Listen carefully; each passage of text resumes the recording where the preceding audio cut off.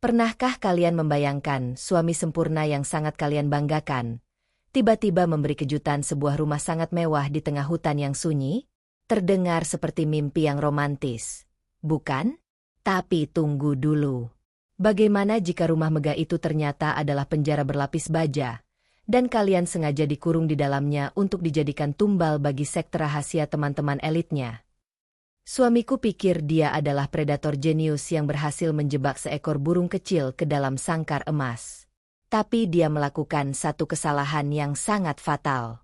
Dia tidak tahu kalau istri yang dia anggap lemah ini adalah sang tukang jagal yang sesungguhnya. Halo semuanya. Selamat datang kembali di channel kesayangan kita. Sebelum kita masuk ke cerita plot twist balas dendam yang super epic dan dijamin bakal ngasih kalian kepuasan emosional yang luar biasa ini, aku mau sapa-sapa kalian dulu nih. Coba dong absen di kolom komentar. Teman-teman lagi pada nonton video ini dari kota atau daerah mana aja? Biar kita bisa saling kenal. Nah, buat kalian yang baru mampir atau belum subscribe, yuk buruan tekan tombol like, share, dan subscribe sekarang juga. Jangan lupa nyalakan lonceng notifikasinya ya, biar channel ini makin berkembang dan aku makin semangat bikin cerita-cerita misteri penuh intrik yang bikin deg-degan. Sudah absen di komentar? Sudah subscribe? Oke, siapkan camilan kalian, tarik napas dalam-dalam, dan mari kita mulai ceritanya.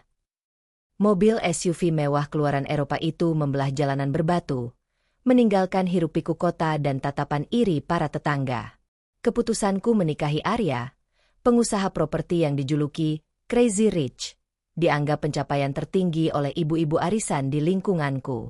Masyarakat kita selalu mengukur kebahagiaan dari materi dan validasi media sosial, dan di mata mereka, hidupku adalah kesempurnaan mutlak.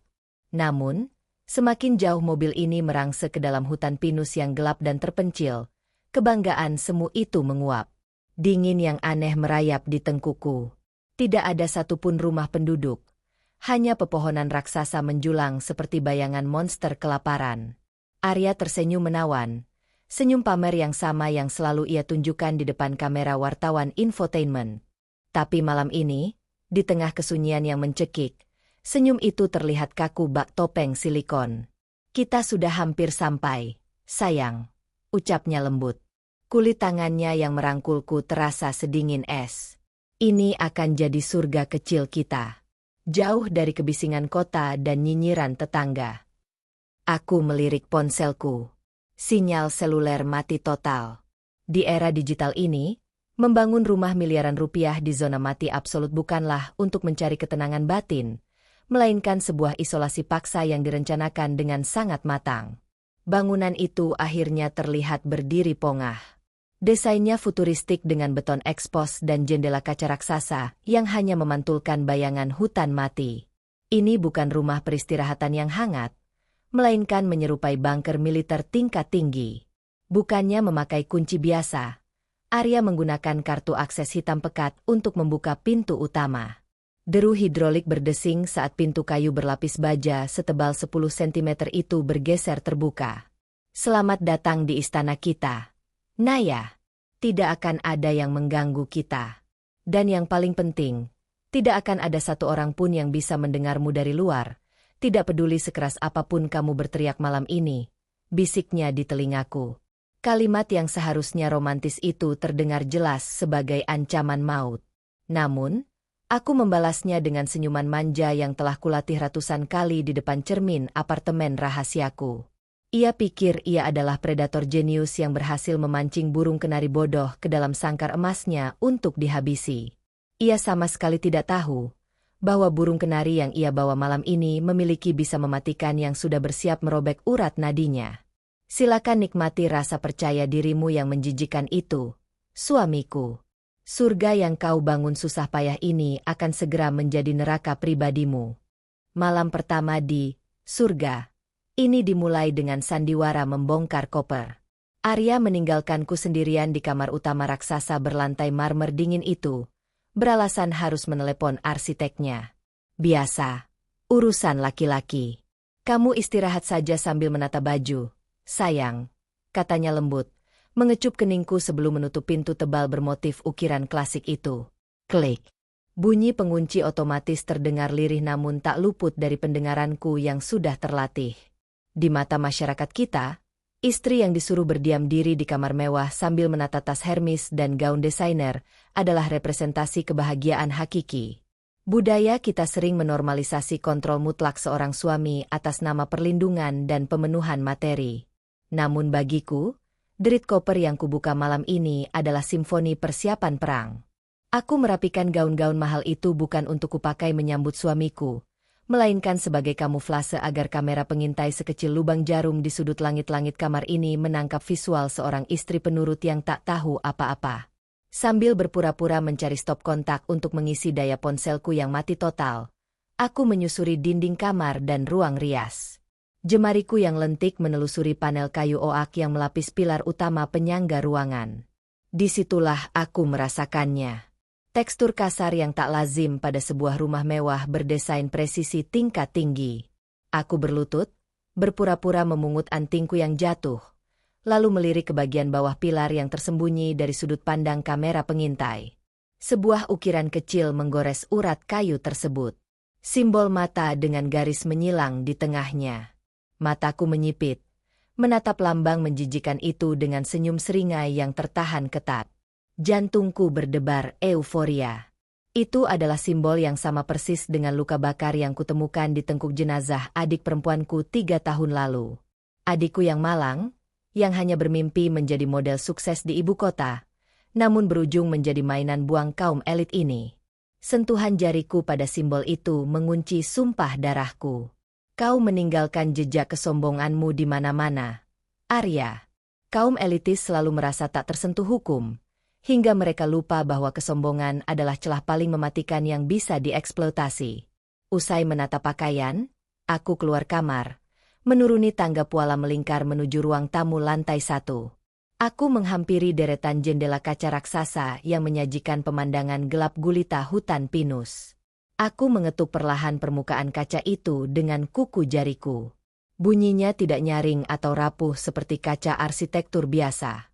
Bunyinya pekat, padat, dan sangat berat. Ini bukan kaca rumah untuk menghalau angin malam. Ini adalah kaca polikarbonat balistik tingkat militer. Kaca anti peluru. Siapa yang butuh kaca anti peluru berlapis-lapis di tengah hutan terpencil jika bukan untuk memastikan apa yang ada di dalam ruangan ini tidak akan pernah bisa memecahkannya untuk keluar melarikan diri? Aku melangkah anggun menuju pintu utama yang gagah tadi. Tanganku menyentuh gagang pintunya yang terbuat dari titanium murni. Kosong. Tidak ada lubang kunci manual. Tidak ada tuas slot pengaman, tidak ada panel tombol pin kelistrikan di bagian dalam. Panel pembuka pemindai kartu hanya ada di luar ruangan. Pintu raksasa ini hanya bisa dibuka dari satu arah. Dan itu bukan arahku. Sistem hidrolik dan kelistrikan rumah ini terpusat pada satu server tertutup yang tidak terhubung dengan jaringan publik. Bagi wanita biasa, menyadari bahwa dirinya terkurung di dalam benteng baja bersama pria asing yang memutus total akses komunikasinya, adalah momen di mana kewarasan mereka akan hancur lebur dan tangis histeris pecah. Arya pasti sedang menontonku dari monitor di ruang kerjanya yang tersembunyi, menantikan raut wajah panik, gedoran putus asa, atau kebingunganku karena menyadari sangkar emas ini tak punya pintu keluar. Tapi aku tidak akan memberinya kepuasan rendahan itu. Belum saatnya. Aku membalikan badan, menyilangkan tangan di dada sambil memandang sekeliling ruang tamu dengan tatapan menilai yang tenang, seolah aku hanya sedang memikirkan warna gorden apa yang cocok untuk melengkapi ruangan ini. Dalam kepalaku, skema cetak biru rumah ini, yang sudah kuretas dan kuhafal di luar kepala berbulan-bulan lalu dari server biro arsiteknya, mulai tergambar sangat jelas.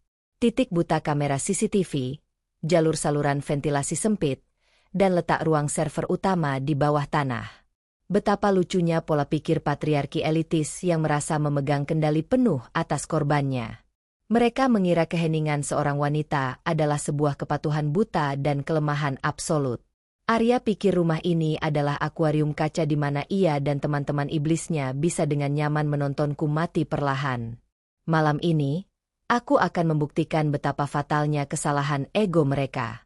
Aku tidak terkunci di dalam sini bersama mereka. Merekalah yang telah dengan sukarela mengunci diri mereka di dalam sini bersamaku.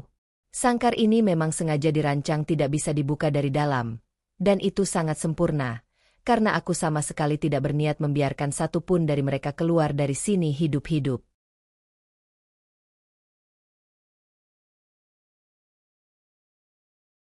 Jam berdentang menunjukkan pukul 8 malam ketika sandiwara babak kedua dimulai. Arya menuruni tangga dengan tergesa-gesa. Jas mahal tersampir di lengannya, dan ponsel menempel di telinga. Wajahnya ditekuk, menampilkan raut kepanikan dan frustrasi yang terukur sangat presisi, seolah ia telah berlatih di depan kaca berjam-jam. Sialan, bagaimana bisa Dewan Direksi membatalkan persetujuannya secara sepihak? Tahan mereka semua di ruang rapat. Aku akan segera kembali ke ibu kota. Bentaknya pada entah siapa di ujung telepon maya itu.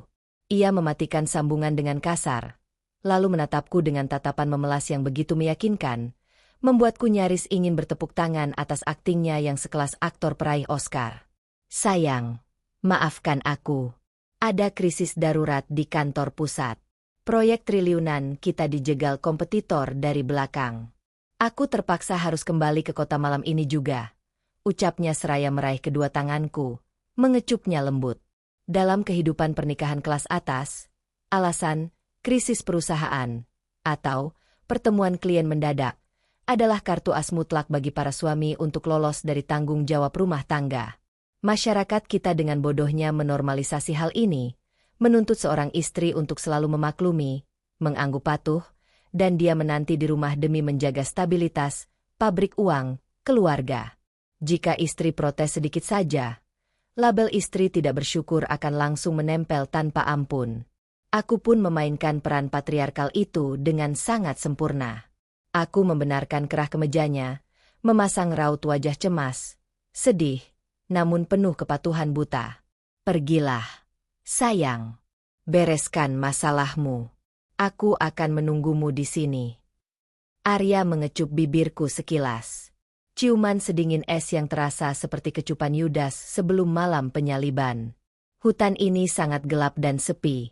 Naya, demi keamananmu dari binatang buas atau penyusup, aku akan mengunci sistem keamanan rumah ini dari luar.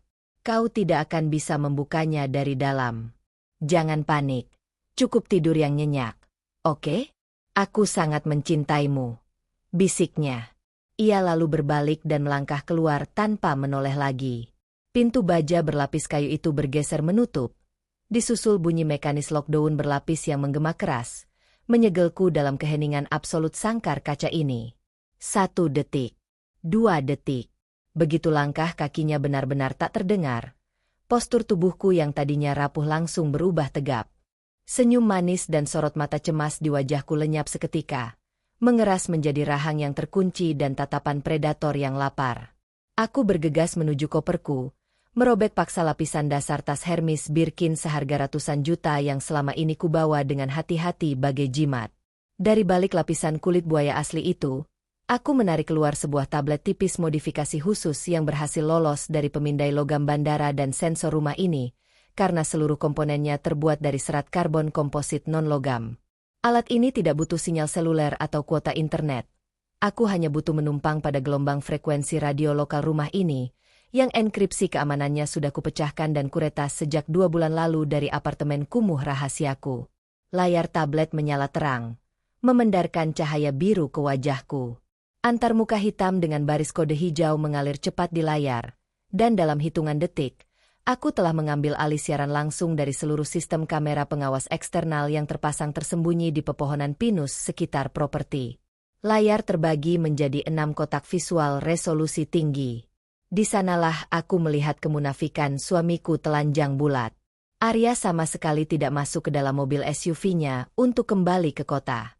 Ia justru berdiri tegak dengan angkuh di tengah halaman paving block yang kini mendadak diterangi lampu sorot teatrikal dari bawah tanah. Beberapa menit kemudian, kesunyian malam dipecahkan oleh deru halus mesin-mesin V8 yang super mahal.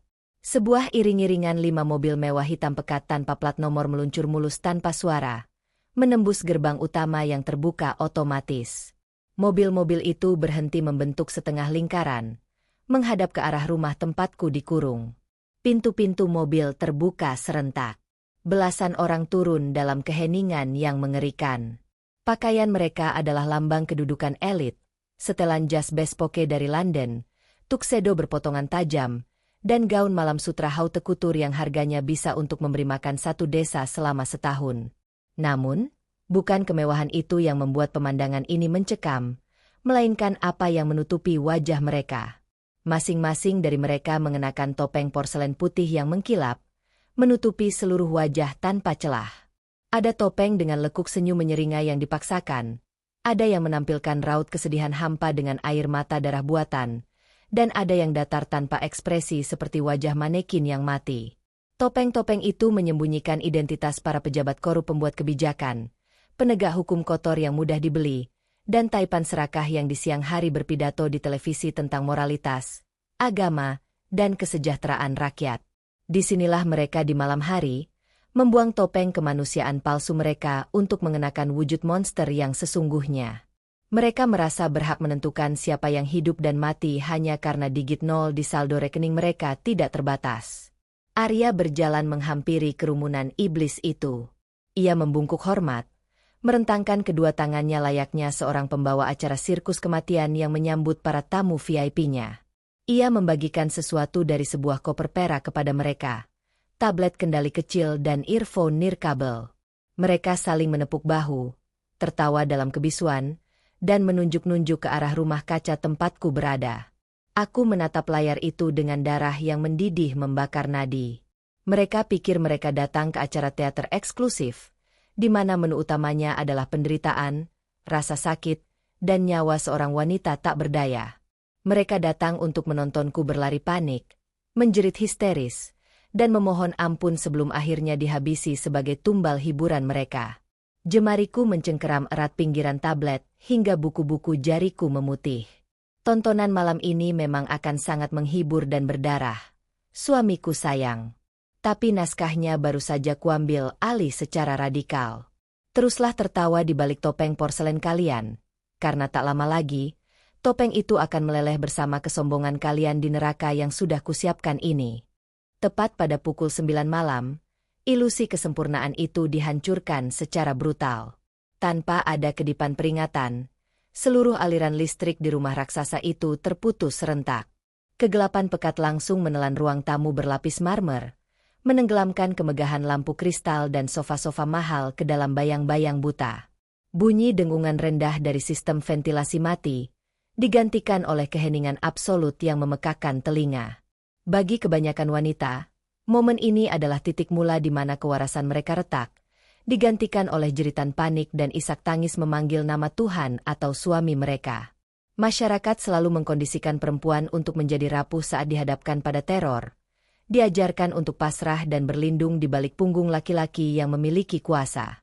Namun, di dalam kegelapan pekat ini, aku hanya berdiri mematung dalam ketenangan yang mematikan, mataku dengan cepat menyesuaikan diri, menunggu babak selanjutnya dari teater gila ini. Beberapa detik kemudian, bunyi klik mekanis bergema di seluruh penjuru ruangan. Lampu-lampu sorot darurat yang tersembunyi di sudut-sudut plafon menyala serentak, namun bukan memancarkan cahaya putih, melainkan pendaran merah darah yang mengerikan. Seluruh ruangan kini bermandikan warna merah pekat, mengubah interior mewah ini menjadi altar penyembelihan yang surrealis. Dari balik dinding-dinding berlapis kayu oak, suara desis statis terdengar tajam, disusul oleh sebuah suara yang sangat kukenal, namun dengan nada yang sepenuhnya asing. "Selamat malam, Naya sayangku." Suara Arya menggema melalui sistem interkom tersembunyi berkualitas tinggi, suaranya jernih, dingin, dan penuh dengan arogansi absolut. Tidak ada lagi kelembutan palsu, tidak ada lagi nada manja yang memuakan. Yang terdengar hanyalah arogansi murni seorang predator elitis yang merasa dirinya adalah Tuhan atas nyawa manusia. Kuharap kau menyukai kejutan kecil ini. Kau pasti bingung, bukan? Berpikir bahwa suamimu yang luar biasa ini sedang berada di jalan menuju ibu kota untuk menyelamatkan perusahaan. Oh, betapa naifnya. Masyarakat kelas bawah selalu memuja dongeng Cinderella, di mana gadis miskin diselamatkan oleh pangeran kaya raya yang tampan. Tapi di dunia nyata kaum elit, sayangku, para pangeran tidak mencari istri untuk dicintai sepenuh hati. Kami mencari kanvas kosong yang murah untuk melukiskan hiburan berdarah kami. Tawanya menggelegar, kering dan tanpa ampun, diiringi oleh suara tawa-tawa kecil dan denting gelas kaca dari latar belakang. Para monster bertopeng porselen itu sedang bersulang di ruang observasi kedap suara mereka, menikmati hidangan pembuka berupa kebingungan dan ketakutan yang mereka asumsikan sedang kualami saat ini. Dengarkan baik-baik, Naya, karena aku tidak akan mengulanginya. Suara Arya kembali membelah ruangan, kini berubah menjadi instruksi tegas layaknya seorang wasit dalam pertandingan gladiator Romawi kuno. Di luar sana, di balik kaca anti peluru ini, teman-teman istimewaku telah berkumpul. Mereka adalah orang-orang yang mengendalikan detak jantung negara ini. Mereka bisa membeli hukum pidana seharga makan malam. Mereka bisa membungkam media massa hanya dengan satu jentikan jari. Dan malam ini, mereka telah membayar sangat mahal untuk sebuah pertunjukan eksklusif. Kami menyebutnya perburuan bulan merah. Aturannya sangat sederhana. Sebentar lagi, pintu utama rumah ini akan terbuka. Aku memberimu waktu 10 menit. 10 menit penuh untuk berlari sejauh mungkin ke dalam hutan pinus di luar sana. Gunakan insting liarmu. Bersembunyilah layaknya binatang buruan. Karena setelah hitungan mundur berakhir, aku akan melepaskan 4 ekor anjing Doberman yang sudah kelaparan selama 2 hari, disusul oleh para tamuku yang dipersenjatai dengan senapan berburu berkaliber tinggi dan panas silang titanium. Suaranya merendah, syarat akan sadisme yang menjijikan. Mereka sedang bertaruh. Sayang. Taruhan miliaran rupiah tentang seberapa jauh tungkaimu bisa berlari, bagian tubuh mana yang akan tertembus proyektil pertama kali, dan siapa yang akan membawa pulang kepalamu sebagai trofi utama. Jangan mengecewakan kami. Berlarilah yang kencang. Menjeritlah yang keras. Buatlah malam ini berharga. Tepat setelah kalimat bernada psikopat itu diucapkan, bunyi alarm mekanis yang sangat keras meraung memekakan telinga, menandakan hitung mundur di layar digital raksasa telah dimulai. Panel di samping pintu utama yang tadinya mati kini menyala hijau terang. Deru mesin hidrolik kembali mendesing, dan pintu baja setebal 10 cm itu bergeser perlahan, membuka lebar-lebar dan mengundang hembusan angin malam hutan yang membawa hawa dingin menusuk tulang. Itu adalah sebuah jebakan psikologis yang sangat klasik dan kejam. Memberikan ilusi kebebasan dan secercah harapan palsu pada korban, hanya untuk menghancurkannya secara brutal saat mereka menyadari bahwa hutan di luar sana adalah arena kematian tanpa jalan keluar. Mereka ingin melihatku bergegas keluar seperti orang gila, tersandung ujung gaun sutraku sendiri, menangis membelah semak belukar berduri dalam keputusasaan yang hina. Namun, alih-alih berlari menuju pintu yang terbuka lebar itu, aku melipat kedua tanganku di dada. Senyum asimetris perlahan terbentuk di bibirku yang dipoles lipstik merah menyala. 10 menit. Waktu yang lebih dari cukup bagiku. Kau sangat menyukai permainan angka dan probabilitas, Arya. Tapi malam ini, perhitungan matematikamu salah besar. Kau telah membuka pintu sangkar ini dengan sombongnya, namun kau lupa memperhitungkan satu hal yang paling krusial. Bagaimana jika yang berada di dalam sangkar bukanlah seekor burung rapuh yang ketakutan, melainkan sang jagal sejati yang sudah lama menunggu pintu ini dibuka? Hitung mundur kematian memang telah berdenting, suamiku. Tapi bukan untukku. Waktu 10 menit ini adalah sisa waktu kehidupan bagi kalian semua. Angin malam berhembus kencang masuk melalui pintu baja yang kini menganga lebar, membawa serta aroma getah pinus yang basah dan hawa dingin yang menusuk hingga ke sumsum tulang. Di atas kusen pintu, layar digital berwarna merah darah terus menghitung mundur dengan kejam. Pukul 9.45. Pukul 9.44. Pukul 9.43.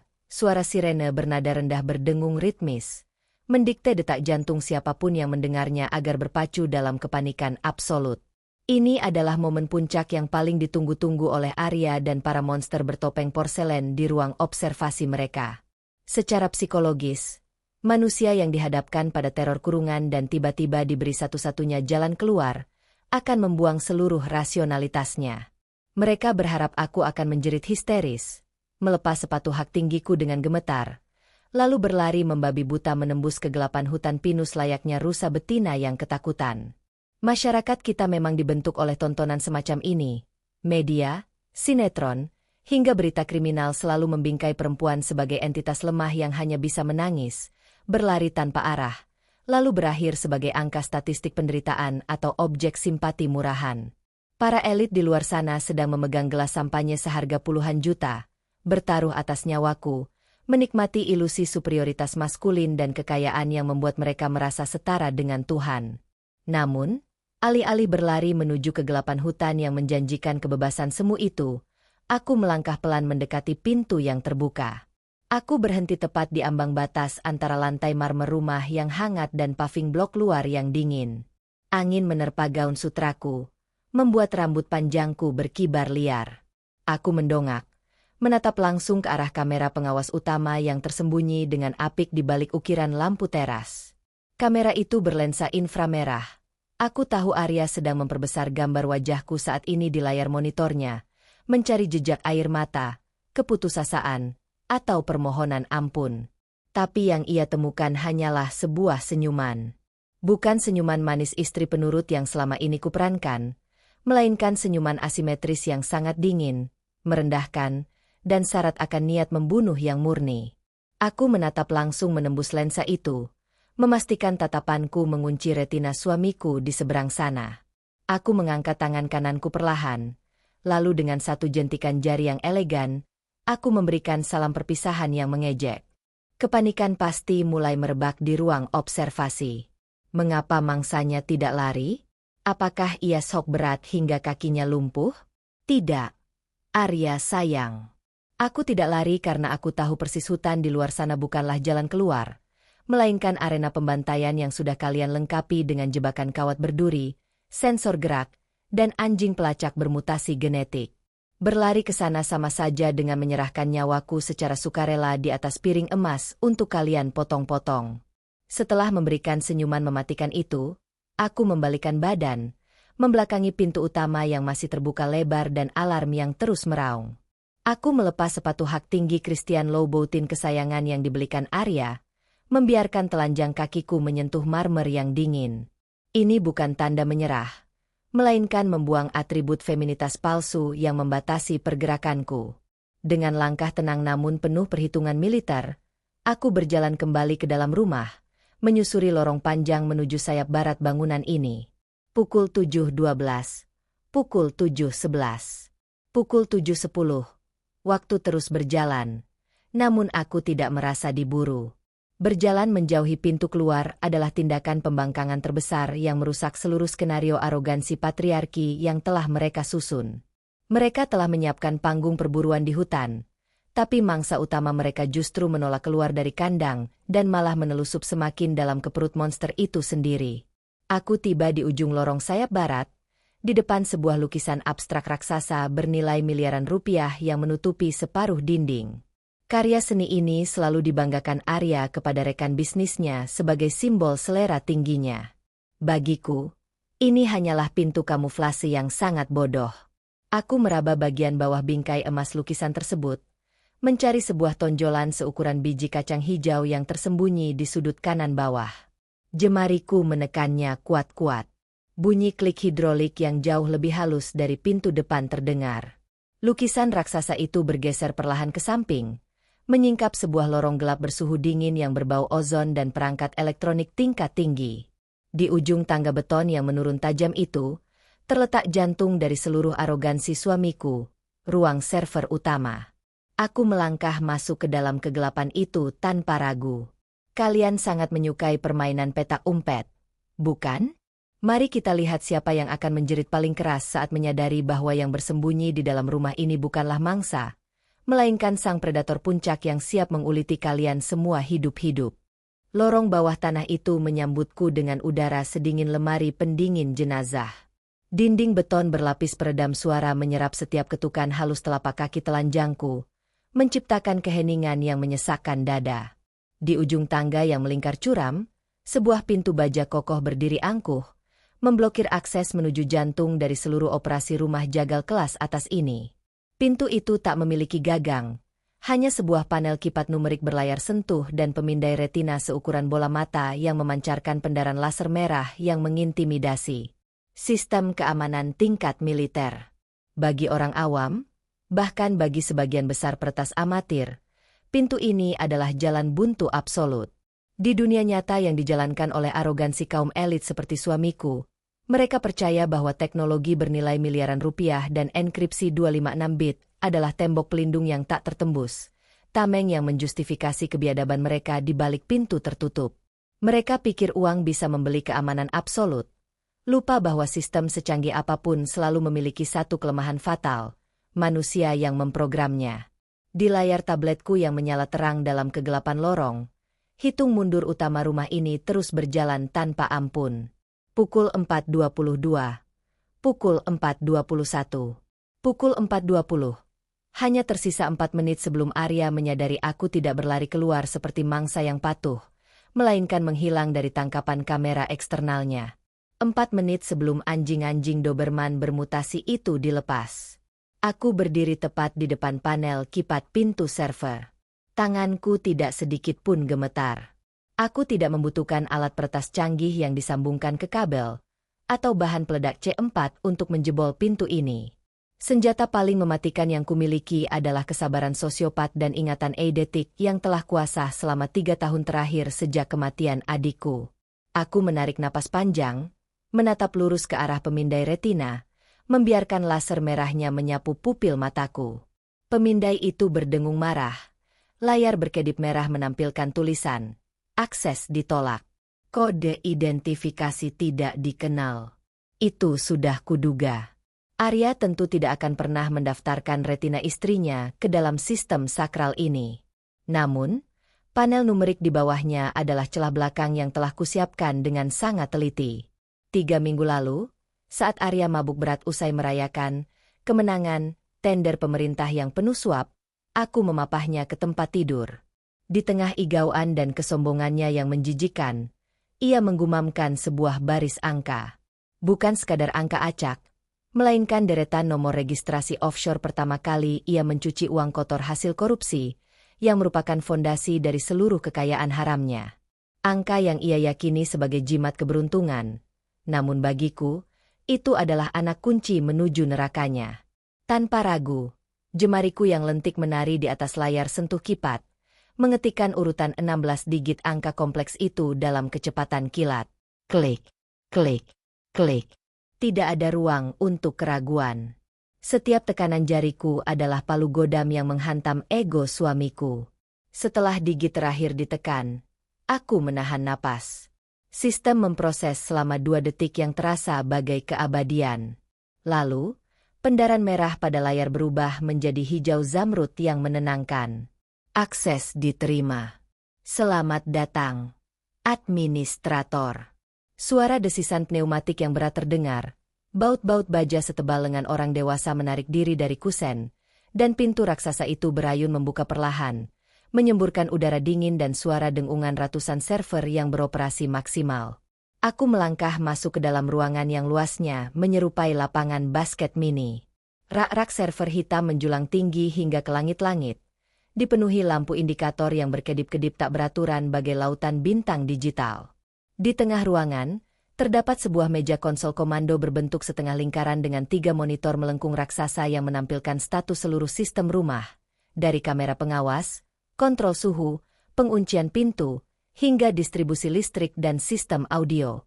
Ini adalah tahta Arya. Disinilah ia seharusnya duduk malam ini, menikmati anggur mahalnya sambil menontonku disiksa melalui layar beresolusi 4K. Namun kursi kulit direktur yang empuk itu kosong. Tahtanya telah direbut. Aku meletakkan tablet tipisku di atas meja, menyambungkannya ke salah satu port USB utama konsol dengan sebuah kabel modifikasi. Pukul 1.58. Pukul 1.57. Pukul 1.56. Waktu hampir habis. Di layar monitor utama ruang server, aku bisa melihat rekaman CCTV dari ruang observasi. Para elit bertopeng porselen mulai gelisah. Beberapa dari mereka menunjuk-nunjuk ke layar yang menunjukkan halaman depan rumah yang kosong melompong. Tidak ada wanita menjerit yang berlari keluar. Tidak ada pertunjukan. Arya, yang kulihat dari sudut kamera lain, berdiri mematung di lorong dengan wajah pucat pasi dan rahang mengeras. Ia menatap ke arah pintu depan yang masih terbuka lebar, ponsel menempel erat di telinganya, menyadari ada yang salah dengan algoritmanya malam ini. Mangsanya tidak mengikuti naskah. Ia mulai berteriak pada para penjaganya. Aku tersenyum lebar, senyuman yang penuh dengan kepuasan emosional murni. Kesombongan dan rasa aman kaum elitis itu akan segera hancur lebur malam ini. Dengan kedua tanganku bersandar di atas keyboard utama konsol, aku menatap layar yang menunjukkan wajah panik Arya. Permainan peta umpetmu sudah selesai, suamiku sayang, bisikku pada layar yang bisu. Sekarang, giliranku yang membagikan kartu.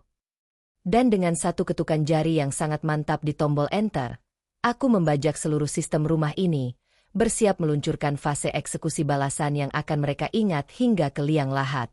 Dinding-dinding beton ruang server bergetar halus seiring putaran maksimal kipas pendingin rak-rak hitam raksasa di sekelilingku. Suara bisingnya menelan keheningan yang tadinya mencekik, seperti raungan monster logam yang baru saja kubangunkan dari hibernasi. Layar-layar monitor raksasa di depanku berkedip sekejap, lalu menyala terang benderang, menampilkan akses root administrator yang tadinya milik suamiku. Antarmuka yang didominasi warna merah arogan itu kini berada di bawah kendaliku sepenuhnya, berubah hijau seiring baris kode yang dengan cepat kutulis untuk mengunci protokol override eksternal. Di salah satu layar, aku melihat Arya setengah berlari menuruni tangga utama, mengumpat kasar sambil menekan-nekan layar ponselnya dengan panik. Ia menyadari sistemnya baru saja membanting pintu virtual di depan wajahnya. Apa-apaan ini? Siapa yang meretas serverku? Tim It, jawab aku. Teriaknya pada earphone nirkabel yang terpasang di telinganya. Raut wajah tampannya yang selalu terpoles pencitraan publik ini berkerut jelek oleh kombinasi arogansi yang tersinggung dan kepanikan akut. Ia pikir ini adalah ulah kompetitor bisnisnya.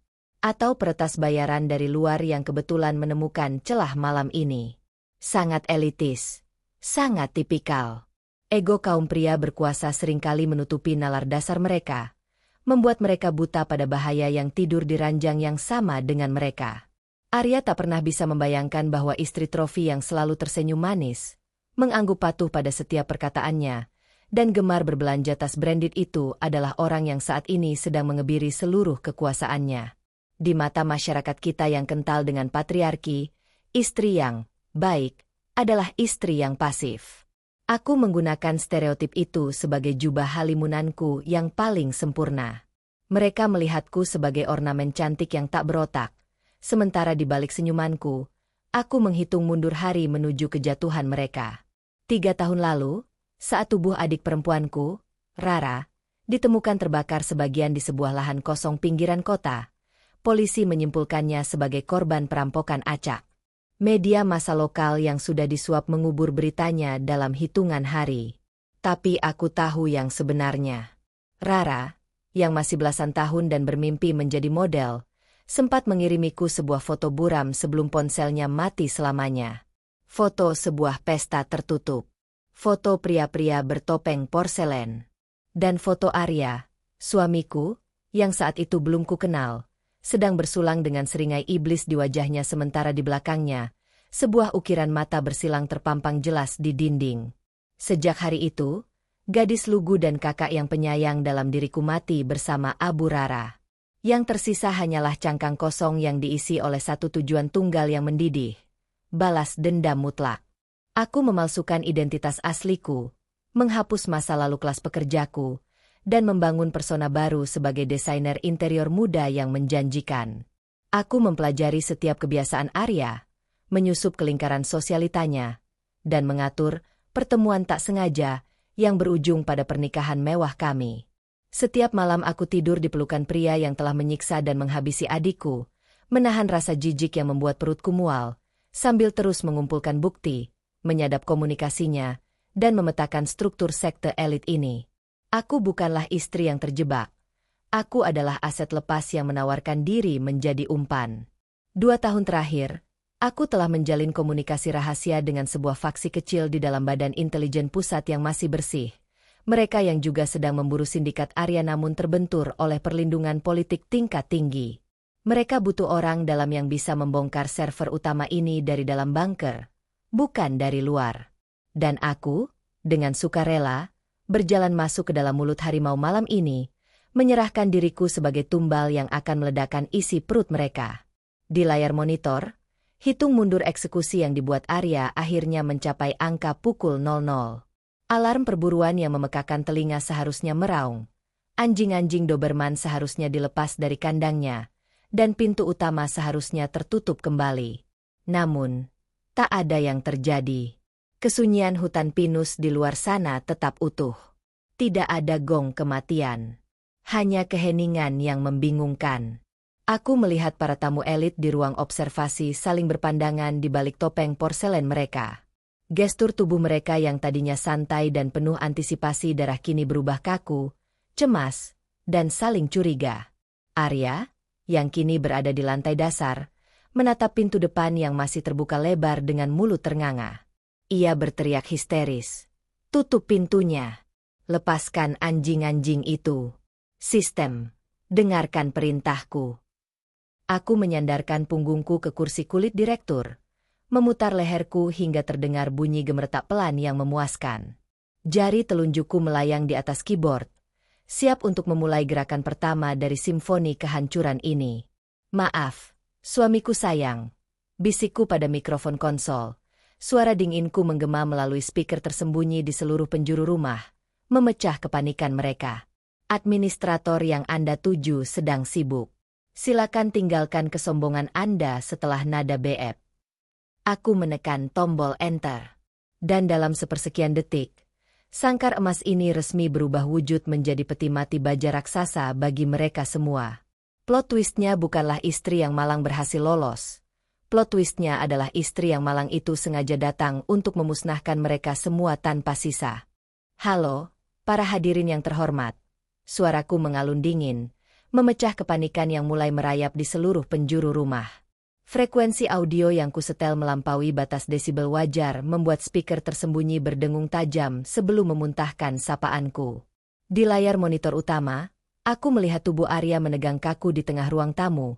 Matanya membelalak tak percaya menatap ke arah langit-langit seolah mencari sumber suaraku yang menggema seperti vonis Tuhan. Di ruang observasi, para elit bertopeng porselen yang tadinya asyik memegang gelas sampanye kini saling pandang dengan gestur kebingungan yang kentara.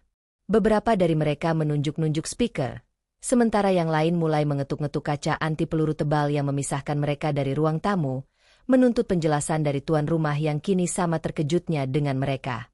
Masyarakat selalu diajarkan bahwa di balik setiap kekacauan yang menimpa orang kaya, pasti ada konspirasi tingkat tinggi atau peretasan oleh sindikat internasional. Mereka tak pernah membayangkan bahwa badai yang akan menyapu bersih eksistensi mereka malam ini diorkestrasikan oleh seorang wanita muda yang sehari-harinya hanya mereka anggap sebagai pajangan cantik pendamping suami.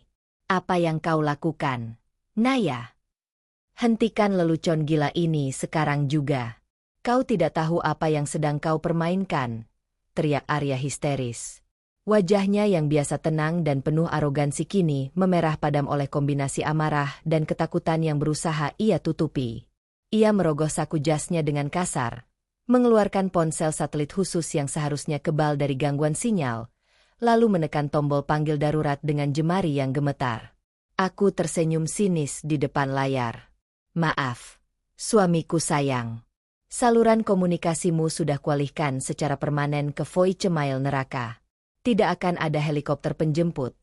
Tidak ada tim taktis bayaran yang akan datang menyelamatkanmu.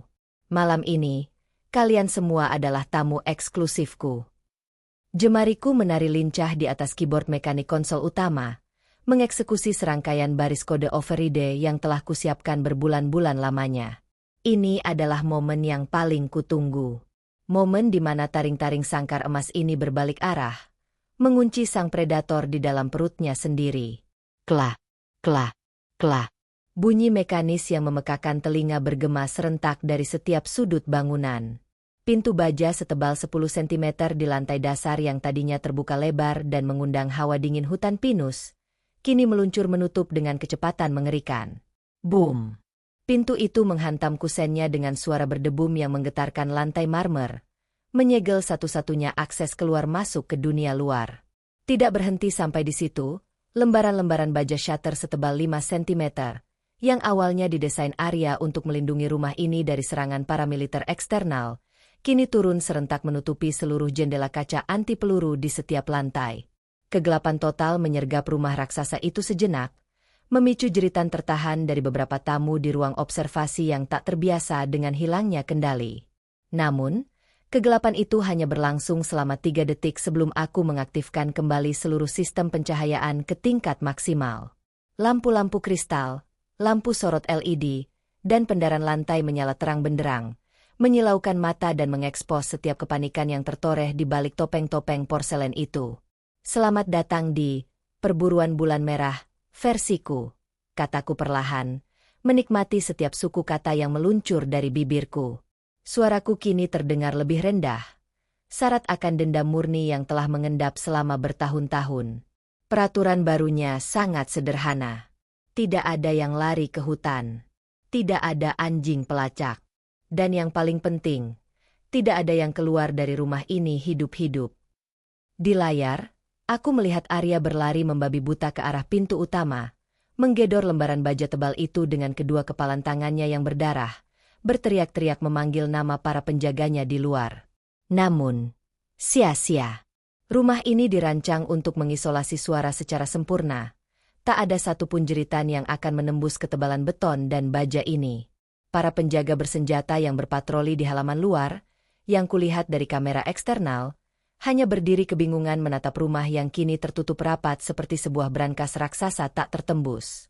Mereka mencoba menghubungi Arya melalui radio komunikasi, namun yang mereka dengar hanyalah distorsi statis yang memekakan telinga. Lockdown ini absolut. Aku telah mengubah kebanggaan arsitektur Arya menjadi peti mati komunal bagi kaum elitis yang selama ini merasa berdiri di atas hukum dan karma. Dan ini baru hidangan pembukanya saja. Kepanikan di dalam rumah raksasa itu mulai merayap naik seperti air bah yang pelan tapi pasti menenggelamkan kewarasan. Dari monitor utama di ruang server, aku bisa melihat Arya masih memukuli pintu baja utama hingga buku-buku jarinya meninggalkan bercak merah. Napasnya memburu. Dasi sutra mahalnya sudah ditarik longgar dengan kasar. Sesekali ia menoleh ke arah kamera CCTV di sudut ruangan, menatap lensa itu dengan tatapan membunuh yang dulu selalu berhasil membuat nyaliku menciut saat aku masih berperan sebagai istri penurut. Tapi malam ini, aku membalas tatapan itu dengan senyuman dingin dari balik layar. Di ruang observasi berlapis kaca anti peluru, para elit bertopeng porselen tak lagi berdiri dengan pose elegan memegang gelas sampanye. Mereka mulai mondar-mandir seperti binatang buas yang menyadari kandangnya tak memiliki pintu keluar. Beberapa dari pria bertubuh besar mencoba mendorong pintu geser yang memisahkan ruang observasi dengan ruang tamu, namun sistem hidrolik yang telah kukunci dari jarak jauh tak bergeming 1 mm pun. Mereka terkurung di dalam akuarium kaca, persis seperti skenario awal yang mereka siapkan untukku, hanya saja kini peran kami bertukar. Masyarakat elitis selalu merasa kebal dari konsekuensi, yakin bahwa kekayaan dan koneksi politik adalah perisai absolut. Malam ini, perisai itu akan kuhancurkan bukan dengan peluru, melainkan dengan cermin raksasa yang memantulkan kebusukan mereka sendiri. Kalian pasti bosan menunggu pertunjukan utama, bukan? Suaraku kembali mengudara melalui sistem tata suara yang terpasang di setiap sudut rumah. Aku menekan satu tombol macro pada keyboard konsol. Tiba-tiba, kaca film pintar yang melapisi dinding ruang observasi memudar menjadi transparan sepenuhnya, sementara di seberangnya, di dinding ruang tamu utama yang menghadap langsung ke arah mereka, sebuah layar LED beresolusi super tinggi berukuran raksasa perlahan turun dari langit-langit. Layar itu mendesis pelan saat terbuka sempurna. Ukurannya sebesar layar bioskop pribadi. Sebagai tuan rumah pengganti yang baik, aku telah menyiapkan sebuah film dokumenter pendek khusus untuk kalian. Dibintangi oleh kalian sendiri. Layar raksasa itu berkedip sejenak, lalu menyala terang benderang. Gambar pertama yang muncul bukanlah adegan perburuan atau film hiburan, melainkan sebuah rekaman resolusi rendah dari kamera keamanan jalanan yang buram. Namun, wajah pria yang terekam sangat jelas. Ia sedang menyerahkan sebuah koper kulit berisi tumpukan uang tunai kepada seorang perwira tinggi kepolisian di sebuah parkiran bawah tanah yang gelap. Di bagian bawah video, muncul teks tebal berwarna merah. Hakim Agung Wijaya, penyuapan kasus pembalakan liar, Rp 50 miliar. Di ruang observasi, salah satu pria bertopeng porselen dengan setelan jas abu-abu langsung membeku. Gelas sampanye di tangannya jatuh berderak di lantai marmer. Video berganti dengan cepat. Kini menampilkan rekaman audio yang diputar bersamaan dengan foto-foto satelit sebuah desa yang terbakar. Suara seorang pria terdengar tertawa puas. Bakar saja sisa gubuknya. Pastikan tidak ada warga yang tersisa untuk protes besok pagi. Lahan itu harus bersih untuk pabrik baru kita. Teks merah kembali muncul. CEO Bima Corp, Hendra, instruksi pembakaran desa dan pembunuhan 12 warga sipil. Pria bertopeng dengan postur tambun di ruang observasi tersentak mundur, menabrak meja kaca di belakangnya. Rekaman demi rekaman, dokumen rahasia, bukti transfer rekening offshore di Cayman Island, hingga foto-foto mengerikan dari korban-korban perburuan bulan merah sebelumnya, termasuk foto wajah adikku, Rara, yang setengah hancur, diputar secara maraton tanpa henti di layar raksasa itu. Setiap nama asli dari para tamu bertopeng, jabatan publik mereka, alamat rumah keluarga mereka, hingga rincian sekolah anak-anak mereka terpampang jelas dengan font berukuran raksasa. Aku telah menghabiskan waktu 2 tahun meretas database terdalam milik Arya, menyusun setiap file ini dengan ketelitian seorang sosiopat yang haus darah. Mereka pikir topeng porselen itu bisa melindungi identitas mereka malam ini. Mereka pikir mereka adalah dewa tak berwajah yang kebal hukum. Betapa bodohnya. Menarik, bukan? Kataku dingin, menikmati pemandangan di monitor saat kepanikan murni mulai merobek topeng-topeng porselen itu. Seluruh file yang kalian tonton saat ini, beserta ribuan dokumen pendukung lainnya, telah kutautkan pada sebuah dead man's switch di server ini. Dan sejak hitung mundur perburuan kalian selesai 5 menit yang lalu, seluruh data ini telah mulai dikirim secara otomatis ke ratusan alamat email, dari jurnalis investigasi internasional, aktivis HAM, Interpol, hingga ke kotak masuk istri dan anak-anak kalian di rumah. Di ruang observasi, kekacauan pecah seketika. Para elit itu mulai saling teriak, menuding satu sama lain dari balik topeng mereka. Saling curiga mulai meracuni udara. Hakim Wijaya mencekik kerah jas Hendra, menuduhnya telah membocorkan data. Arya, yang melihat rentetan bukti itu dari ruang tamu, mematung dengan wajah seputih kapas.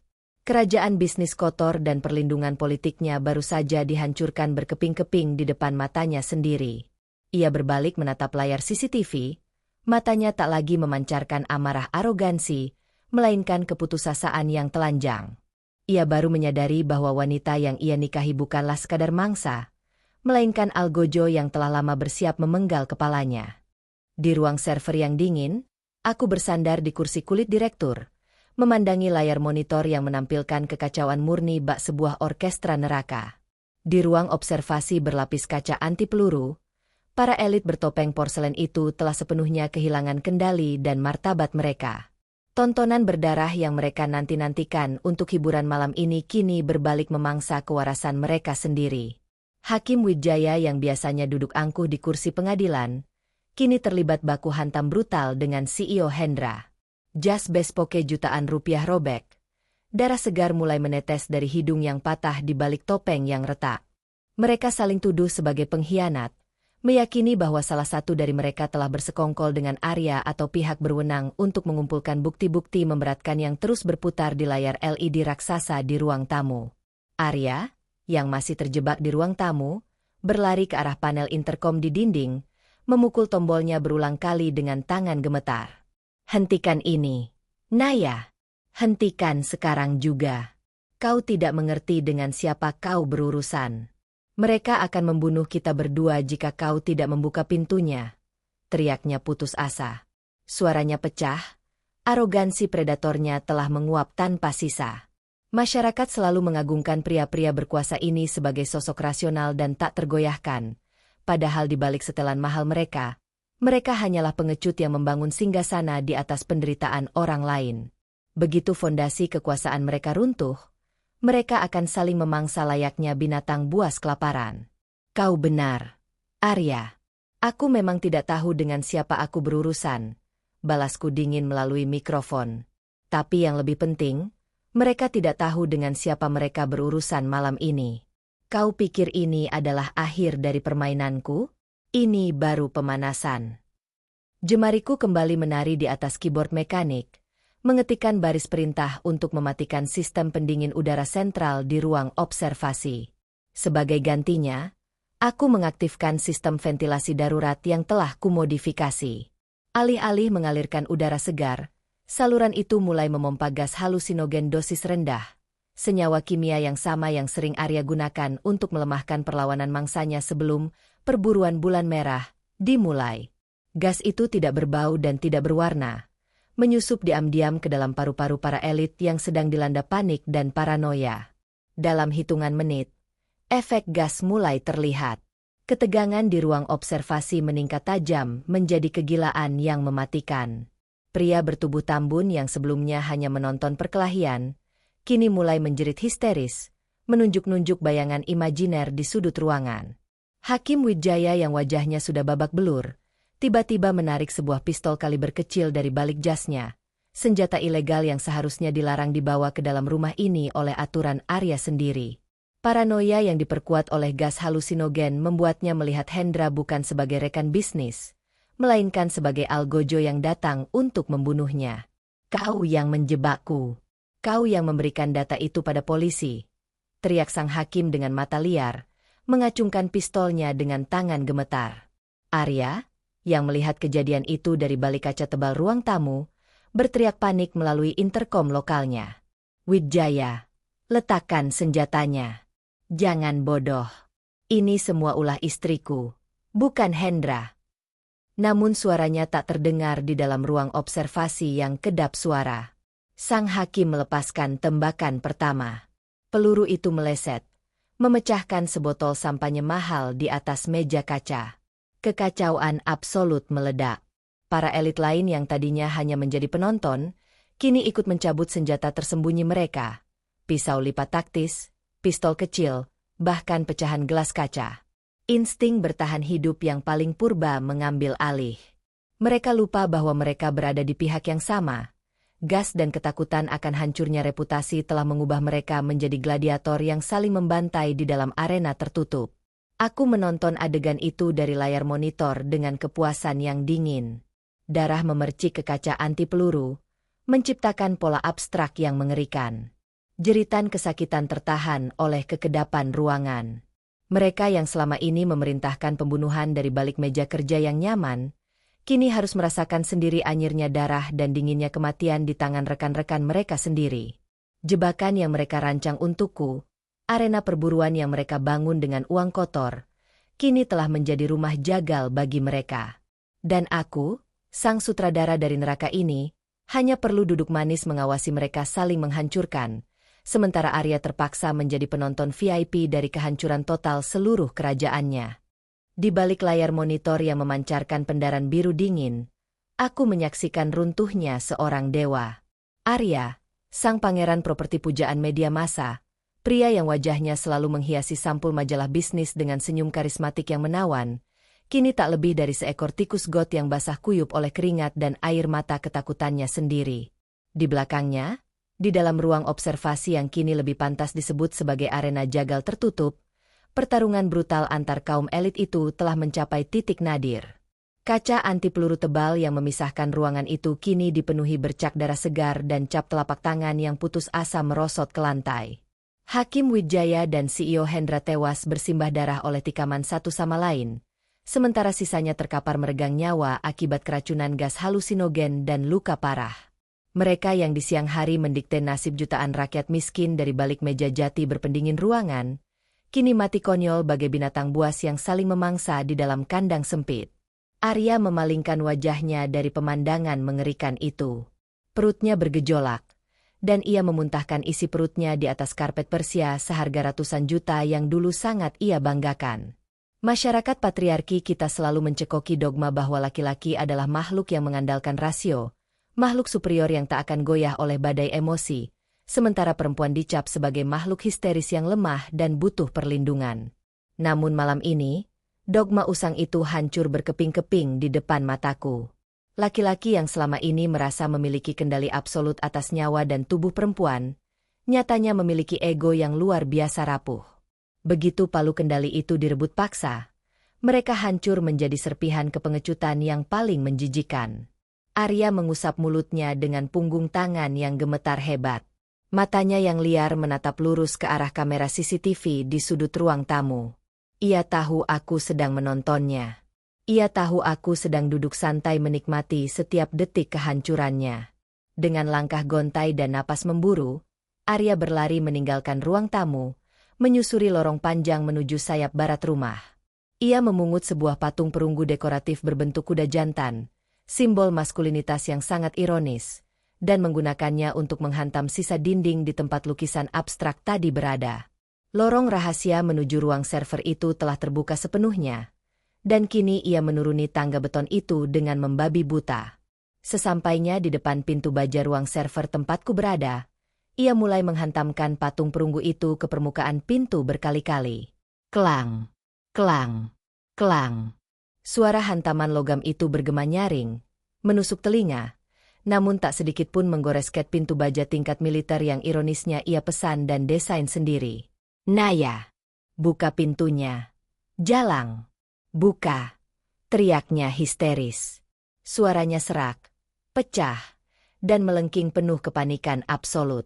Ia membuang patung yang tak berguna itu, lalu memukuli pintu dengan kedua tangan kosongnya hingga buku-buku jarinya koyak dan berdarah. Kau pikir kau siapa? Hah? Kau hanya perempuan miskin yang kuangkat dari selokan. Aku yang memberimu makan. Aku yang memberimu kemewahan. Buka pintunya. Naya, kumohon. Arogansi elitis dan permohonan ampun itu bercampur aduk menjadi satu rengekan yang sangat menyedihkan. Air mata mulai mengalir deras membasahi wajah tampannya yang kini kuyu dan kotor. Ia menangis. Sang dewa perburuan itu menangis terseduh-seduh layaknya anak kecil yang kehilangan mainannya. Di dunia nyata, air mata seorang pria berkuasa seringkali digunakan sebagai senjata manipulasi psikologis terakhir, untuk memancing simpati dan naluri keibuan seorang wanita. Mereka berharap kita akan luluh, merasa bersalah, memaafkan, dan kembali tunduk di bawah kaki mereka. Tapi hatiku sudah membeku 3 tahun lalu bersama tumpukan abu jenazah Rara. Air matanya saat ini tidak membangkitkan setitik pun rasa iba, melainkan memompa kepuasan emosional dahsyat yang membuat aliran darahku berdesir nikmat. Aku mencondongkan tubuh ke arah mikrofon konsol, memastikan bibirku cukup dekat agar suaraku terdengar rendah, tenang, dan menusuk langsung ke tulang sumsumnya. Menangislah yang keras. Arya, keluarkan semuanya. Bisikku lembut, meminjam persis nada suara pasif dan patuh yang selalu kugunakan saat berpura-pura menenangkannya dulu. Arya tersentak mendengar suaraku menggema di lorong bawah tanah yang sunyi itu. Ia menempelkan wajahnya yang basah oleh keringat dan air mata ke permukaan pintu baja. Naya, sayang, dengarkan aku. Isaknya memelas, mencoba memainkan kartu as terakhirnya. Aku akan memberikan segalanya untukmu. Semua hartaku, semua rekening rahasia luar negeriku, kuserahkan padamu malam ini juga. Kita bisa melarikan diri bersama. Tinggalkan semua kekacauan ini. Aku mencintaimu. Naya, demi Tuhan, aku mencintaimu. Aku tertawa. Sebuah tawa lepas yang renyah dan dingin, menggema memantul di dinding beton, menelanjangi kebodohannya secara absolut. Cinta? Kau berani bicara tentang cinta pada wanita yang 10 menit lalu rencananya akan kau potong-potong hidup-hidup sebagai tontonan teman-temanmu. Desisku tajam, mengiris sisa harapannya.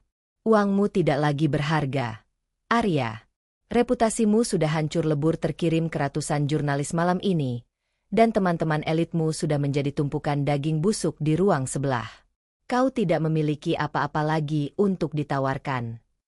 Aku berdiri perlahan dari kursi direktur, merapikan lipatan gaun sutraku dengan gerakan feminin yang elegan.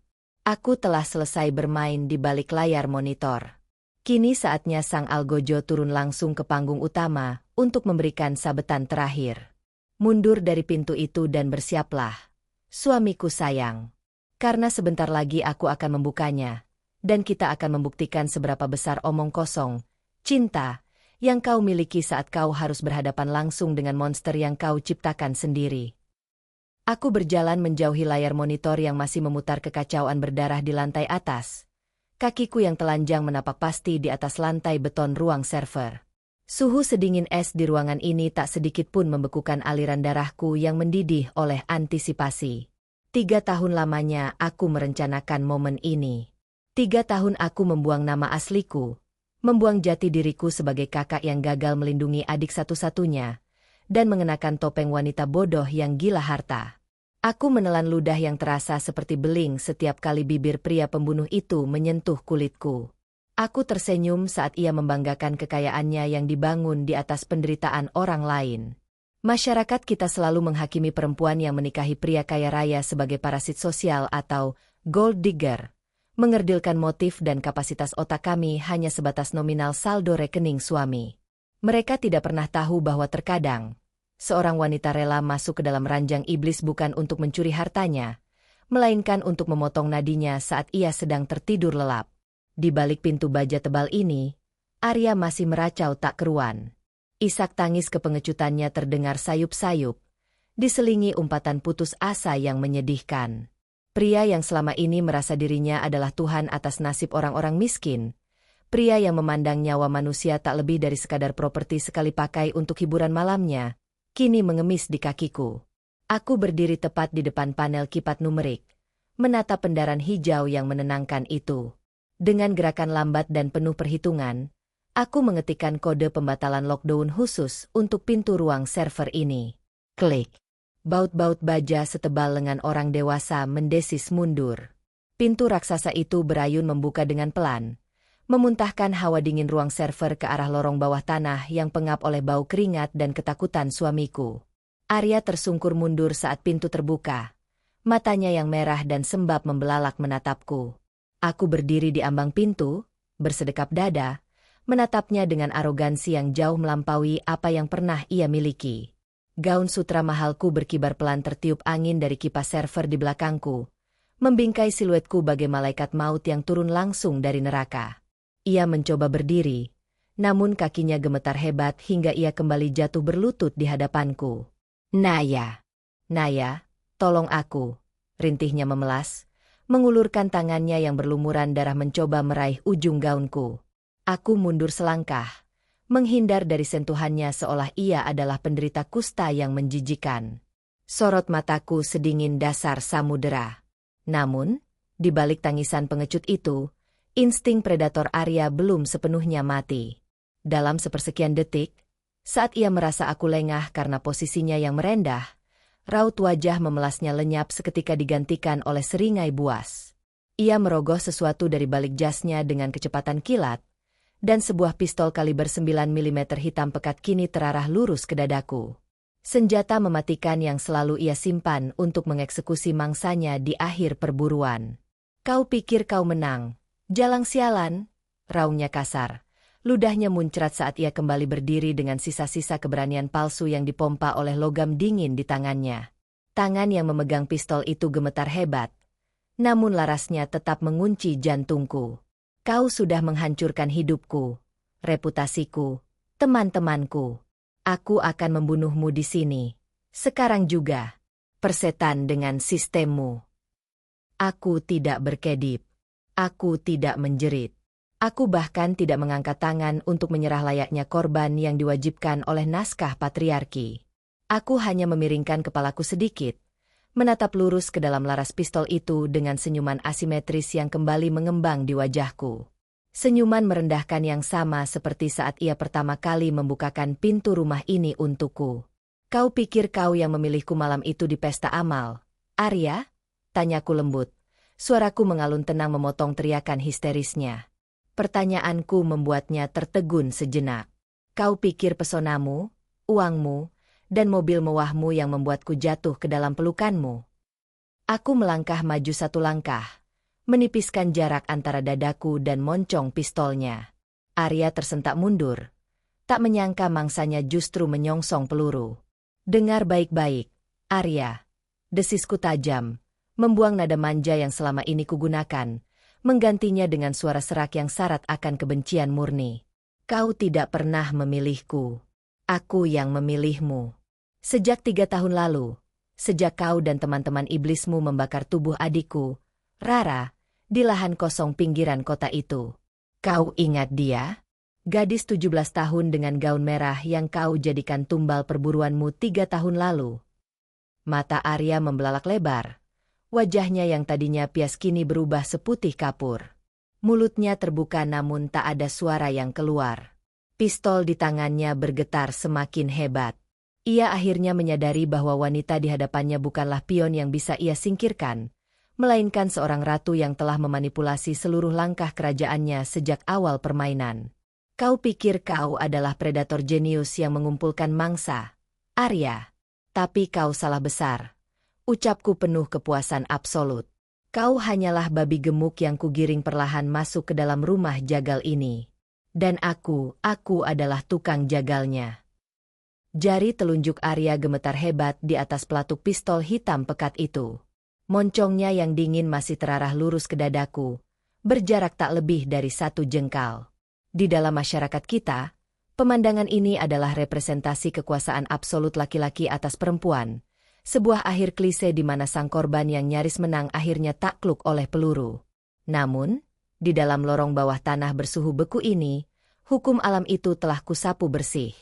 Mata Arya yang merah dan sembab membelalak menatapku, memancarkan kombinasi kengerian murni dan kebingungan akut. Nama, Rara, yang baru saja kuucapkan seakan menjadi mantra kutukan yang melumpuhkan sistem sarafnya. Ia mengenal nama itu. Tentu saja ia ingat. Para predator elit selalu menyimpan memori tentang mangsa terbaik mereka layaknya koleksi piala. Dan kini, piala berdarah itu bangkit dari abu untuk mencekiknya. Rara. Rara itu adikmu. Suara Arya nyaris tak terdengar. Serak dan gemetar.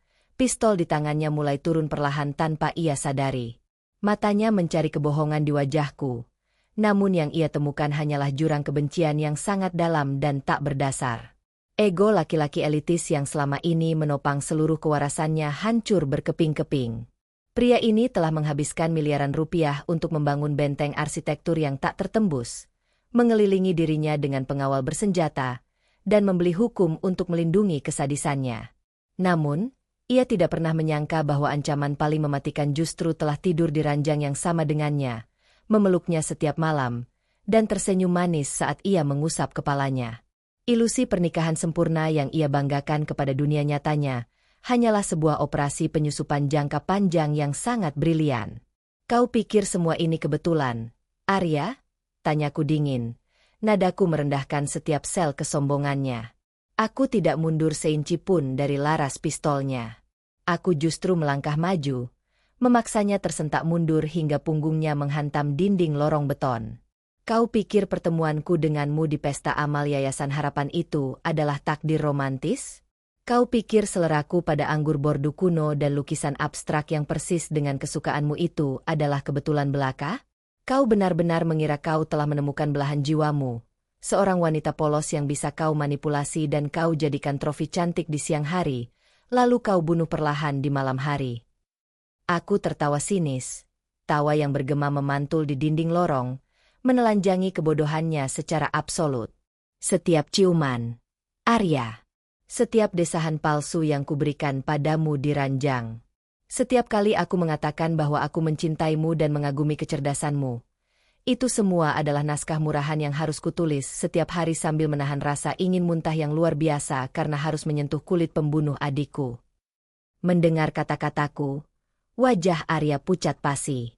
Bibirnya bergetar. Realitas yang selama ini ia yakini hancur lebur di hadapannya. Ia bukan predator jenius yang mengendalikan permainan. Ia hanyalah badut yang menari di atas panggung yang kurakit dengan sangat hati-hati. Tangannya yang memegang pistol tak lagi memiliki tenaga untuk mengangkatnya. Tidak, kau berbohong.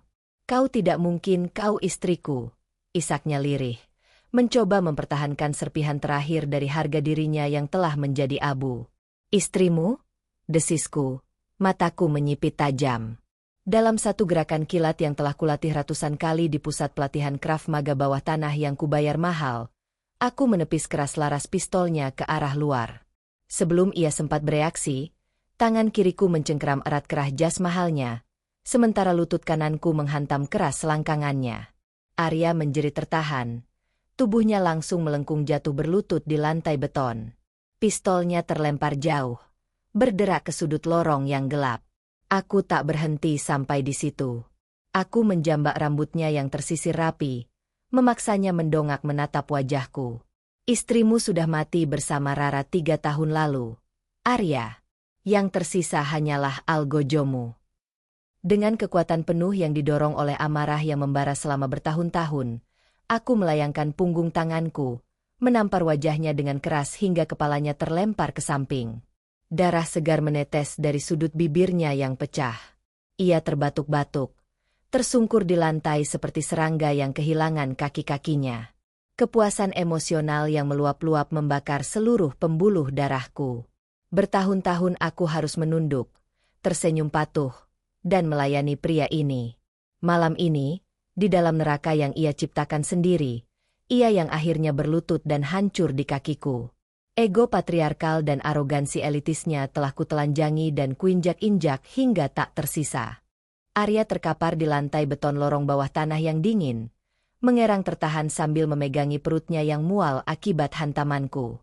Jas bespoke jutaan rupiahnya kusut masai, wajah tampannya yang biasa menghiasi sampul majalah bisnis kini membengkak dengan darah segar yang mengalir dari sudut bibir dan hidungnya. Ia menatapku dari bawah. Matanya yang liar memancarkan campuran antara ketakutan absolut, kebingungan, dan sisa-sisa ego pria berkuasa yang menolak percaya bahwa ia telah ditaklukkan oleh istrinya sendiri. Di masyarakat patriarki yang membesarkannya, perempuan hanyalah ornamen pasif yang lemah, makhluk emosional yang tak mampu merencanakan kejatuhan sebuah kekaisaran. Dogma itu adalah titik buta terbesarnya, celah fatal yang telah kumanfaatkan selama 3 tahun terakhir untuk menyusup, merayap, dan akhirnya melilit lehernya kuat-kuat seperti ular piton raksasa. Aku berdiri menjulangkan tubuhku di atasnya, menatap lurus ke matanya yang memelas. Aku tidak memberikan satu kata simpati pun. Waktu untuk bermain peran sudah habis. Sambil melangkahi tubuh suamiku yang gemetar, aku berbalik dan kembali memasuki ruang server utama yang bising oleh deru kipas pendingin. Layar monitor raksasa masih menyala terang, menampilkan status lockdown yang tak bisa ditembus dan siaran langsung dari ruang observasi di lantai atas, di mana para elit bertopeng porselen itu kini tergeletak tak bernyawa akibat gas halusinogen dan tikaman satu sama lain. Tontonan berdarah itu adalah mahakarya balas dendamku, namun itu belumlah babak akhir dari operasi ini. Membunuh mereka secara fisik hanyalah pelampiasan amarah sesaat, menghancurkan warisan, reputasi, dan jaringan kekuasaan mereka hingga ke akar-akarnya adalah eksekusi mati yang sesungguhnya. Aku duduk kembali di kursi kulit direktur, memposisikan jemariku di atas keyboard mekanik dengan ketenangan seorang penembak runduk yang bersiap menarik pelatuk. Di salah satu monitor sekunder, aku membuka antarmuka program enkripsi tingkat militer yang telah kuselundupkan ke dalam sistem melalui tablet modifikasiku. Program ini adalah hasil kolaborasiku dengan faksi bersih di dalam Badan Intelijen Pusat, orang-orang yang juga muak dengan kebusukan elit namun tak memiliki akses untuk menembus tembok perlindungan politik Arya. Selama 2 tahun menjadi istri Arya, setiap kali ia tertidur lelap setelah meminum anggur yang kucampur obat tidur dosis sangat rendah, aku menyalin setiap data transaksi, rekaman suara, video, hingga koordinat kuburan massal korban-korban sekte ini ke dalam drive tersembunyi berkapasitas besar. Kau tidak akan bisa lolos dari ini, Naya, rintih Arya dari ambang pintu. Ia menyeret tubuhnya dengan susah payah, bersandar pada kusen baja sambil memegangi rusuknya. Suaranya serak dan putus asa. Koneksiku, mereka akan memburumu sampai ke ujung dunia. Kau pikir polisi akan mempercayai seorang istri pembunuh? Ia mencoba menggunakan kartu ancaman terakhirnya. Kartu, koneksi orang dalam, yang selama ini membuatnya merasa kebal hukum. Aku tak menoleh, mataku tetap fokus pada barisan kode yang berjalan cepat di layar. Polisi korupmu mungkin tidak, Arya. Tapi orang-orang yang menunggu transmisi ini di seberang sana tidak bisa dibeli dengan uang darahmu, balasku dingin. Dengan satu ketukan mantap pada tombol enter, aku mengeksekusi perintah terakhir. Sebuah bilah progres upload berwarna hijau muncul di layar. Transmisi data dimulai. Enkripsi protokol shadow aktif. Dalam hitungan detik, terabi data mentah yang berisi seluruh dosa Arya dan jaringan elitnya menyebar dengan kecepatan cahaya melalui koneksi satelit darurat rumah ini. Data itu tidak hanya dikirim ke server aman Badan Intelijen Pusat, tetapi juga secara otomatis didistribusikan ke ribuan alamat email jurnalis investigasi internasional, aktivis hak asasi manusia, organisasi anti korupsi global, dan tentu saja, ke media massa lokal yang tak bisa lagi dikontrol oleh uang suap Arya. Aku menoleh, menatap Arya yang wajahnya berubah seputih kertas saat menyadari apa yang baru saja kulakukan. Transaksi offshore di Kepulauan Kaiman, video penyuapan Hakim Wijaya, rekaman instruksi pembakaran desa oleh CEO Hendra, dan daftar lengkap donatur politik yang mendanai sekte kalian. Semuanya baru saja menjadi konsumsi publik global. Arya. Suaraku mengalun tenang, seolah aku hanya sedang membacakan daftar belanjaan. Koneksimu tidak akan memburuku. Mereka akan sibuk menghancurkan harddisk mereka sendiri, mencoba melarikan diri ke luar negeri sebelum surat perintah penangkapan dikeluarkan. Kau tidak lagi memiliki sekutu, suamiku. Kau hanyalah beban radioaktif yang akan mereka tinggalkan. Bilah progres hijau itu mencapai angka 100%. Transmisi selesai. Aku mencabut kabel dari tabletku dan memasukkannya kembali ke dalam koper yang telah kurobek. Operasi bayanganku telah selesai dengan sempurna. Rumah jagal yang dibangun Arya dengan kesombongan tingkat dewa ini telah berubah menjadi ruang pameran bukti kejahatan paling tak terbantahkan dalam sejarah modern negara ini. Kepuasan emosional yang mengalir dalam darahku tak terlukiskan oleh kata-kata. Aku telah menunaikan sumpahku pada Rara. Aku telah mengubah air mata keputusasaan menjadi pedang keadilan yang tajam dan tak kenal ampun. Layar monitor utama di ruang server akhirnya meredup, menyisakan pendaran hijau statis yang menandakan seluruh transmisi data rahasia telah sukses terkirim dan terkunci dalam sistem yang tak bisa lagi diretas balik oleh siapapun. Operasiku selesai. Di ambang pintu baja, Arya merosot jatuh sepenuhnya ke lantai beton. Tak lagi mampu menopang berat tubuhnya yang hancur oleh rasa sakit fisik dan pukulan psikologis absolut. Pria yang selama ini menganggap dirinya Tuhan, yang percaya bahwa kekayaan dan kekuasaan bisa mengebiri keadilan, kini hanyalah seonggok daging tak berdaya yang menatap kosong ke lantai. Arogansinya telah menguap tanpa sisa, tergantikan oleh tatapan nanar seorang pecundang yang baru menyadari bahwa ia telah membiayai dan membangun sendiri tiang gantungannya. Masyarakat selalu menuntut wanita untuk menjadi pemaaf, menelan penderitaan atas nama keutuhan rumah tangga atau ketakutan pada stigma. Namun, berdiri di ruangan bersuhu beku ini, menatap pria yang telah menghancurkan keluargaku, tak ada secercah pun ruang untuk pengampunan di hatiku. Yang ada hanyalah kepuasan emosional murni, sedingin dan setajam bilah es yang menembus jantung. Aku melangkah melewati Arya tanpa sepatah kata pun. Ia bahkan tak mengangkat kepalanya. Aku menaiki anak tangga beton yang curam, meninggalkan lorong rahasia itu, dan kembali ke ruang tamu utama yang masih terang benderang. Melalui dinding kaca ruang observasi di seberang ruangan, pemandangan grotesk para elit bertopeng porselen yang saling membantai masih tergelar jelas. Darah mengering di karpet mahal, topeng-topeng mereka pecah, menyingkap wajah-wajah pucat para penguasa korup yang mati dalam kehinaan dan paranoia.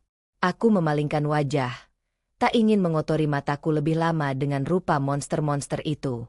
Aku berjalan menuju panel kontrol manual di dekat pintu utama, memasukkan kode pembatalan lockdown terakhir. Deru mesin hidrolik mendesing berat, dan pintu baja raksasa setebal 10 cm itu bergeser membuka perlahan, mengundang kembali hembusan angin malam hutan pinus yang segar. Tepat saat pintu itu terbuka sempurna, kesunyian hutan dirobek oleh suara deru baling-baling yang memekakkan telinga. 3 helikopter siluman berwarna hitam pekat, tanpa lampu navigasi, turun menembus kanopi pepohonan pinus, mendarat dengan presisi militer di halaman rumput yang luas. Angin kencang dari baling-balingnya menerpa wajahku, mengibarkan rambut dan gaun sutraku. Belasan sosok berpakaian taktis hitam legam, bersenjata lengkap dengan kacamata night vision, melompat turun dari helikopter bahkan sebelum roda pendaratnya menyentuh tanah. Mereka bergerak tanpa suara, cepat, dan terkoordinasi sempurna. Pasukan khusus dari faksi bersih Badan Intelijen Pusat yang selama 2 tahun ini menjadi rekan kerjaku dalam bayang-bayang.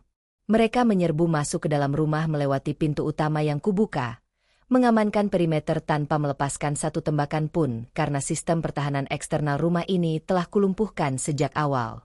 Para penjaga bayaran Arya yang berjaga di luar telah ditumpas dalam senyap beberapa menit sebelumnya. Seorang pria bertubuh tegap dengan balat lava hitam mendekatiku. Ia menurunkan senapannya, menatapku sekilas, dan mengangguk hormat.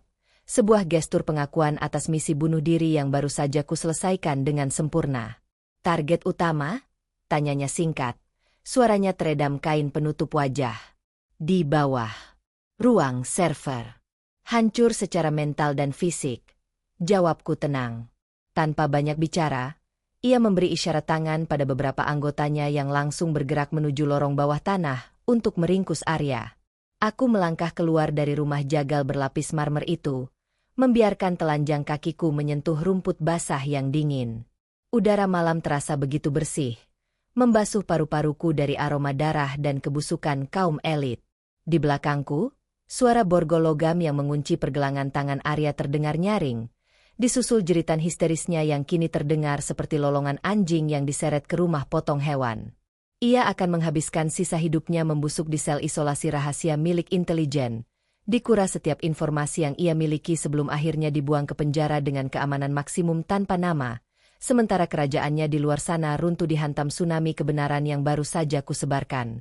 Beberapa jam dari sekarang, saat fajar menyingsing, berita utama di seluruh jaringan televisi nasional dan internasional akan meledak. Wajah-wajah terkemuka yang mati di ruang observasi itu akan terpampang di halaman depan media sebagai monster sekte sadis, bukan lagi tokoh masyarakat yang dihormati. Dan aku? Identitas palsuku sebagai Naya, sang desainer interior, akan tercatat dalam laporan resmi kepolisian sebagai satu-satunya korban yang secara ajaib berhasil selamat dari pembantaian tersebut karena bersembunyi. Tidak akan ada yang tahu bahwa sang korban yang gemetar ketakutan di depan kamera wartawan kelak adalah arsitek utama dari kehancuran absolut sindikat tersebut. Aku berjalan menuju salah satu helikopter yang menungguku, meninggalkan surga palsu yang telah kubah menjadi neraka bagi suamiku. Rara akhirnya bisa beristirahat dengan tenang.